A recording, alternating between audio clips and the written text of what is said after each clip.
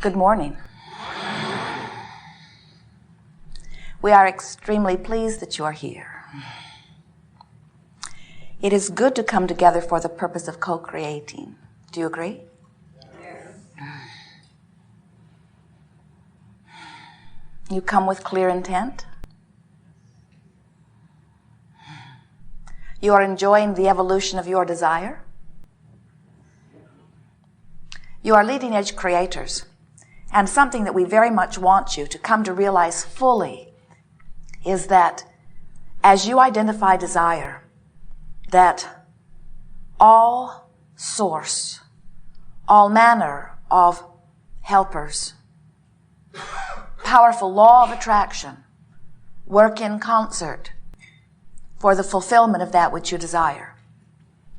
And in fact, this source is so good at understanding what you want, because after all, in this moment of your peaked preference, it is not the beginning of your asking. You've been asking for a very long time. Even before you came into these physical bodies, you were setting forth preferences about this time-space reality. You are part of the Creator. You are part of the creation of what is here, what greeted you when you got here.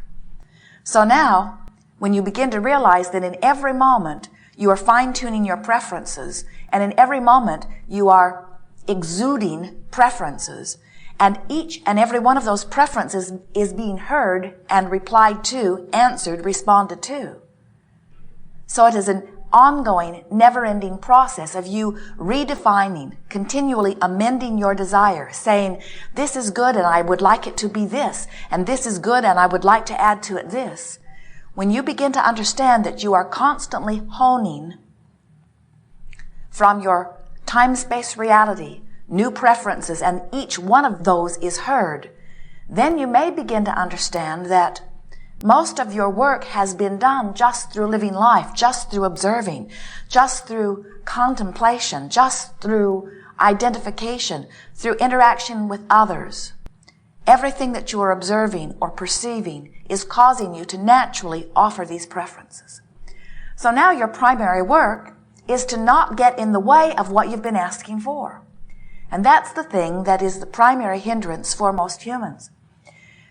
You are very good at observing, and it is from that talent that you are so good at identifying desires. It's happening at all levels of your being, conscious and unconscious. So, source energy, this answering mechanism, this answering energy, has been receiving so clearly from you that source energy could tell you more specifically and more accurately who you are and what you want than you could articulate in any point in time. And that's a really important point for you to be aware of, because you do not have to stand as deliberate creators in this point in time, able to speak everything you want in every moment. You don't have to do that. You've been speaking it.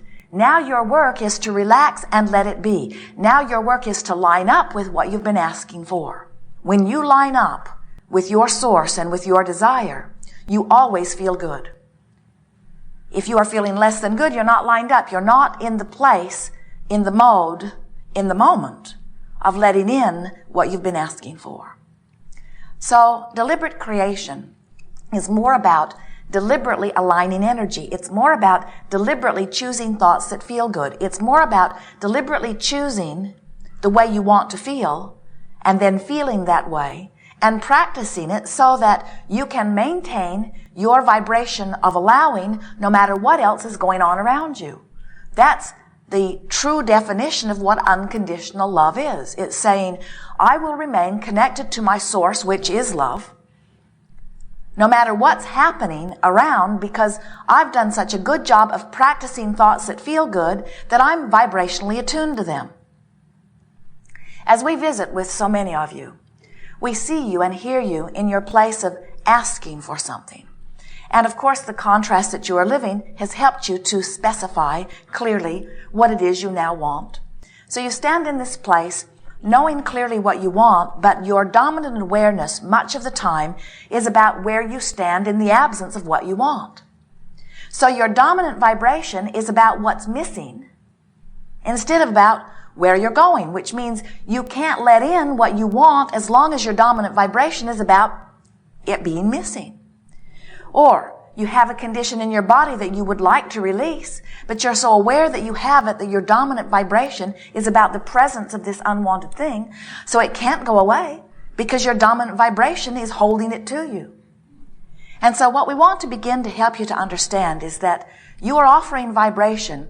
You've learned them along your path, and in every day you offer this dominant vibrational pattern, which, if you want to know what it is, just look at how your life unfolds, because it matches it exactly. So what we are suggesting, since we know the power of thought and the power of vibration, is that you begin a process that we are calling virtual reality. It's not unlike creative visualization or using your imagination, where you, just like a movie director, set a scene with the primary intent of practicing a vibration that will serve you, of making a vibration of well-being the dominant vibration on any subject that you choose, of practicing the vibration that allows well-being. So, as we offer these exercises through the day, and we'll do it as much as you are willing, it is with one intent only, and we want to be really clear about this. The virtual reality is not a place where you go to fix something that's broken. It's just a place that you go to practice a dominant vibration. It's just a place where you make an allowing vibration your dominant vibration. That's all it is. Virtual reality is a process where you practice a vibration with the only intention of making it a dominant vibration.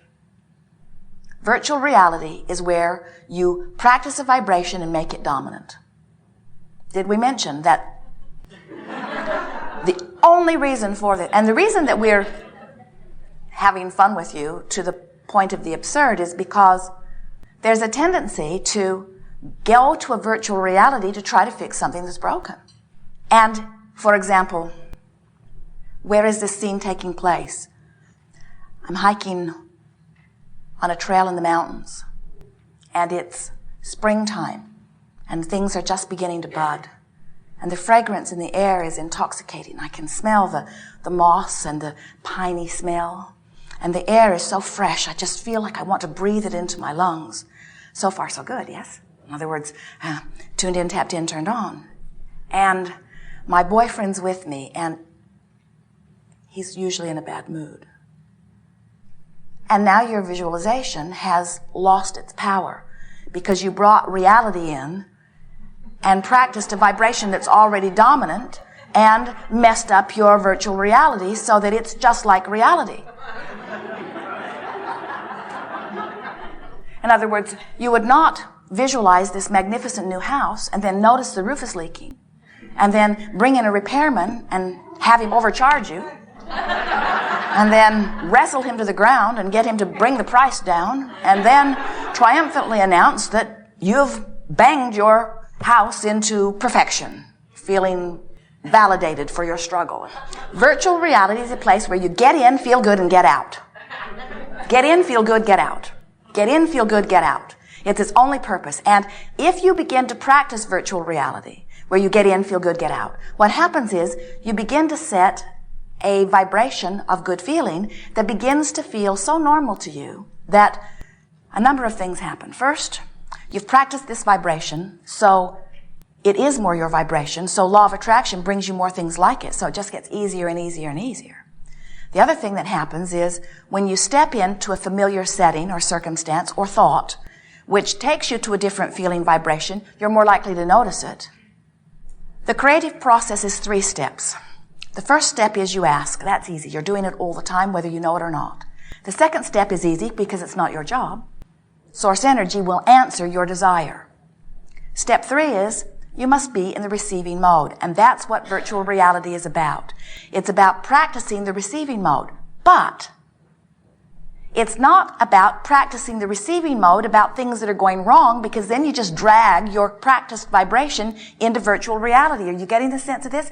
It's the place where you practice feeling good. It's a place where you go just to feel good. Yesterday, while Jerry and Esther were driving, Esther was driving, and she was practicing some virtual realities. And we'd said to her, set the scene What time of year is it? What time of day is it? Where are you? How does it feel? What is your mood? What is your response to your environment? And who else is there? And then exchange a few words. So Esther is romping along, just having a wonderful time, going to place after place. And then she got to this point after about an hour of just dabbling with it, where she said, I think I will just choose high points in my life where all I have to do is remember those moments. So she remembered her first moment in Hawaii the first time and the way she felt. That feeling of anticipation and that feeling of exhilaration and that feeling of wonder and that feeling of amazement at the way the air felt and the way the air smelled. Just that first moment, that first feeling of anticipation. And then we said, get out. In other words, don't drag your bag through the airport. Don't go through the agricultural inspection. Just find that high point, remember it for a moment, smell something, breathe the air in, feel it, and then get out. And then pick another high point and another high point and another high point and another high point until what happens is you deliberately orient yourself into the vibration that is natural to you. You return to the vibration that you expected when you came forth into this environment. It is an attitude of wonder. It is an attitude of excitement. It's an attitude of passion and expectation. And it's an attitude of unlimitedness. It's an attitude of well-being. It's the attitude that is your source. And when you dabble in it only for 30 seconds at a time, what happens is your source is there for 30 seconds. Your source is there for 5 seconds. You're full of yourself for 2 seconds. You're full of yourself for another second. You're full of yourself. And what happens when you deliberately conjure a vibration that makes you full of yourself? When you're not full of yourself, you notice it more. So what happens is you can hardly stand it when you're not there. The virtual reality process is a process where right now I can feel good. Right now I can feel good. And the more you practice it, then the more able you are to, right now, feel the way you choose to feel. Feeling good means everything. It means everything. This morning, we said to Esther, turn on the television. She turned it on, found a cartoon. And they were singing a song about use your imagination and go anywhere you want to go. And we said, now that's more like it. Use your imagination and you can go anywhere you want to go. When Jerry came back to the room, Esther said, it's interesting. We've been hearing this message as children about magic and fantasy and using imagination. Walt Disney understood it. He made it something that he teaches to all of the children. And Esther said, but now it's time for us to begin understanding that it's not just imagination for the sense of having some fanciful moment. It's not just a childhood whimsy just to make a child feel happy in the moment. It is the center of our lives. It's about using our imagination to be happy, not just because it's better to be happy than sad, but because everything hinges upon the way we feel. Everything is about our vibrational countenance. So, here you are, on the leading edge of thought. Not here to save the world. It doesn't need saved. It's doing very well. Not here to fix something that is broken because it's not your work and you don't get to decide what's broken for anyone else anyway. You are here as leading edge creators with this magnificent contrasting palette to choose from, giving birth to steady, continual desires with a source that hears you and adores you and answers you. And now your work is just to vibrationally continue, to be vigilant about knowing where you are vibrationally. It should not be a difficult thing to want to feel good, and we don't think it is. We think every one of you wants to feel good. And now we want you to understand that it is not a difficult thing to feel good. It's just a matter of choosing the thoughts that feel good. We want to give you such reason to do it, not because if you don't do it, some terrible thing will happen, but because any moment that you are not joyful, you are not who you are. You are but a shadow of who you are, and so you are not fulfilling your purpose, your desire, your reason for being here. And it isn't that someone else is standing back in a place of disappointment. It's just that it is such a waste for you. It is such a waste to be standing in a moment where you're not allowing yourself to be fresh and alive and alert and clear and sure and happy and unlimited and eager. In other words, this is who you are.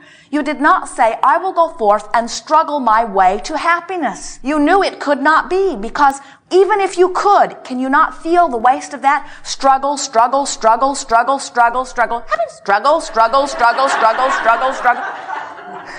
Why not happy, happy, happy, happy, happy?